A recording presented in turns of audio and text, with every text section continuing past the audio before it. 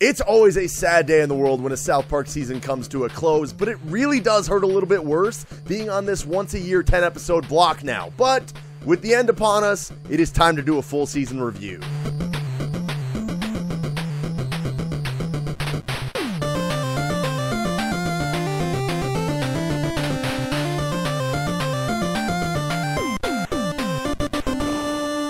Why does it have to end? Last year when I did a review of Season 18, I was a little bit worried that we might see an eventual decline in hard-hitting social commentary and satire due to the lack of timeliness that they have to work with, being on that single 10-episode block only once a year. And while a lack of timeliness can detract a bit from how hard-hitting that social commentary can be, I think this season showed full well that Trey and Matt can still pick up a topic months after it's been relevant and make it still feel fresh. Looking back on Season 18 one more time, probably the biggest positive of it was the bigger inclusion of references to things from the past and the presence of running jokes throughout the season. That was very much here once again in Season 19. But what's impressive is that in no way do they ever lean on past jokes. Their callbacks aren't overused, usually are decently subtle, and almost always are integrated to be within the context of the current episode. The first scene of the entire season was loaded with references to past episodes, and as a longtime fan, I love that.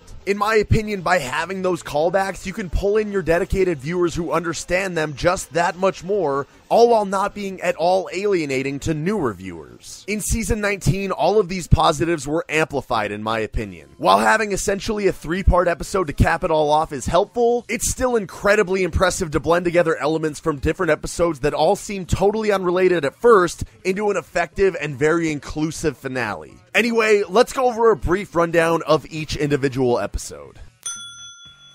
Set a damn stage, why don't you? In Stunning and Brave, PC Principal makes his glorious debut in an episode that hits hard on everything that is the social justice warrior and PC culture as of late. While not totally untreaded territory given Season 18's The Sissy, which caused its own Tumblr meltdown of sorts, this is exactly the kind of thing you'd expect South Park to be all over. And seeing them apply somewhat of a douchey stereotype kind of person to the notion of what is essentially PC police bullying was perfect. Not to say that such a stereotype of that is fitting or accurate at all, but whatever, it was hilarious. We get to see classic Randy Marsh in action, PC Principal storms onto the scene in a huge way, Kyle takes a stand for something he believes in and gets ripped apart for it, while Cartman on the other hand essentially admits defeat, which I'm struggling to remember another time that's happened. All in all, it was a fantastic start to the season.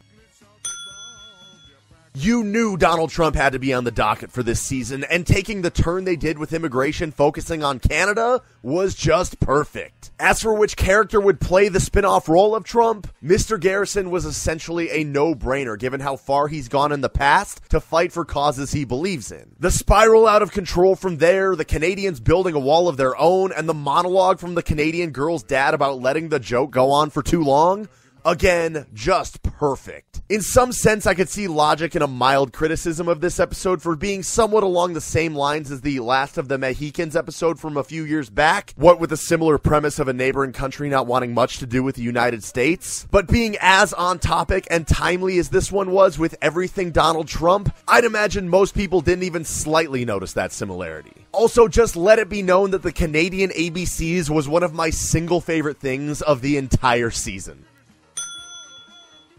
Recognizing it has a major image problem, the people of South Park try to rally to give their town legitimacy, with the crowning prize of that rally being a Whole Foods. Even though the topic of gentrification wasn't exactly hard-hitting, it was at least funny to see it all taken on in the way South Park can do so well, especially with Randy Marsh leading the charge. Also, their parodies of the kinds of ads for these wannabe upscale developments like Soto Sopa and Shatipa Town, spot freaking on. While this episode was definitely not my favorite of the season, I still enjoyed it quite a bit. In the bigger picture of the whole season, it was pretty necessary. Also, the scene with Kenny and the gift for his little sister that he worked so hard for, that'll just get you right in the feels. We also got a lot of Mr. Luke Kim, which is always a plus.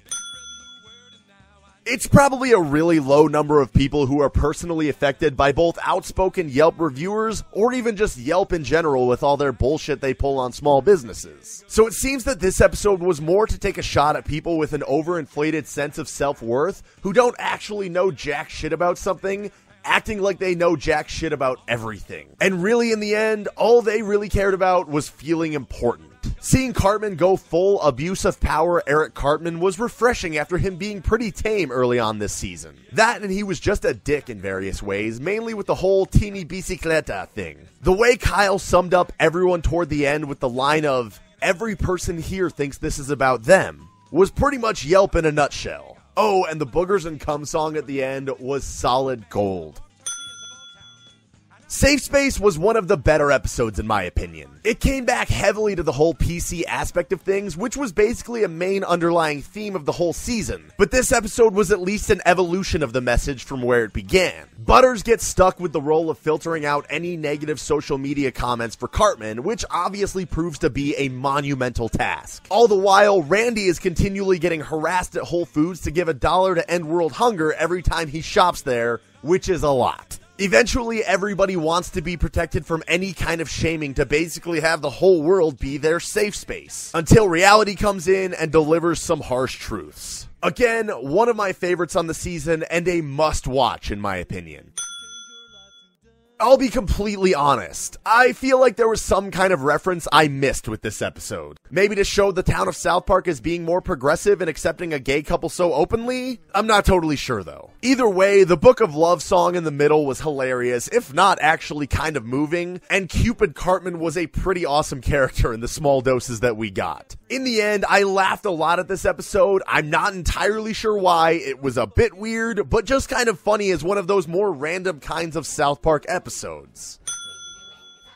In Naughty Ninjas, Officer Barbrady accidentally shoots a kid, gets fired, which in turn sends the whole police force on a downward spiral of not wanting to take any risks at all in doing their jobs. But more so, just not do their jobs at all. And in light of Barbrady's screw-up, the townspeople turn aggressive towards the whole police force, making them that much more unwilling to really help anybody out. Meanwhile, the boys all start up a ninja club that may or may not be mistaken for a much bigger threat to the town. This ends up driving all the town's homeless people from where the boys' ninja fort is at Soto Sopa over to Shatipa Town by the Whole Foods. So you can imagine how Randy feels about this. Also, Cartman tries to go full backstabbing, manipulating Cartman, but it doesn't exactly go his way. Without spoiling too much more, this episode ends on a cliffhanger that basically sets into motion the final 3 episodes. Here we go, part 1 of a 3-part finale. Jimmy takes a stand against PC Principal, using his position as a person with disabilities to keep the South Park school newspaper free from censorship or sponsored content stories, and PC Principal is pissed. He's stuck looking stupid with his treatment toward Jimmy after an entire season of riding his high horse of tolerance. All the while, Jimmy starts to practically troll PC Principal. From there, pretty much everything the PC bros are all about takes some serious hits, a dark world of manipulative advertising rears its head, and Jimmy starts tumbling down the rabbit hole of it all. But not without his journalistic integrity. God bless you, Jimmy.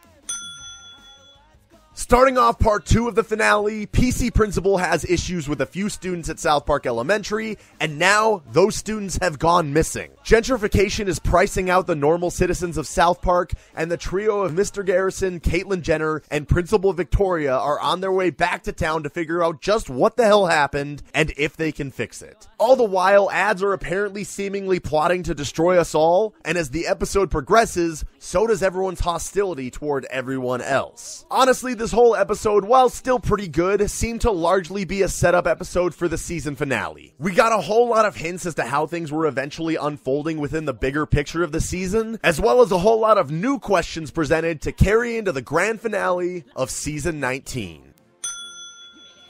As I watched the finale, it kind of hit me just how engaged I was in the actual drama of these last 3 episodes. The show did a pretty damn good job of that. The notion that everybody needs to get a gun is something I actually am surprised we didn't see a bit more of this season, despite its prevalence in this episode. Also, the line about PC being a verbal form of gentrification, just wow. I feel like in the end, a person could take away a handful of different interpretations of a handful of different topics from this episode. If there's one thing that clearly spans the 3-part finale though, it's that advertisers control a good chunk of content that's out there packaged as news, and not many people are capable of seeing through that bullshit. Regardless of what you personally took away from it, I thought this finale was fantastic.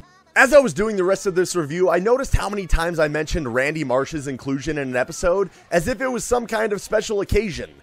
But it's really not anymore. Randy's now every bit as main a character in this show as Stan, Kyle, Cartman, and Kenny, and I'm totally okay with that. I'd even argue that his inclusion as a character and what he does to drive the storyline is a pretty crucial part in the show's evolution over the last couple years. My initial reaction is that this season didn't go quite as totally hard-hitting with the social commentary that South Park has generally been known so well for, but rather opting to lightly touch on a handful more things social commentary-wise, while weaving together a pretty decent 10-episode storyline that included a ton of laughs along the way. Knowing how they generally operate with their production schedule, I imagine that in more than one instance, they just had to wing it, rather than having time to refine ideas to adapt to news that came along throughout the course of the season. So rather than try to assign a number rating to this like I did last year, I will just simply say that South Park is still must-see television that will both entertain the hell out of you and probably make you a bit smarter too. Out of 10. Anyway, that is my review for South Park Season 19. I obviously loved it, but I want to know what you thought about this season, so feel free to tell me all about it in the comments below. Tweet me if you feel like it. Be sure to like the video, subscribe, that whole song and dance. I appreciate that all. And as always, everybody, thank you so much for watching.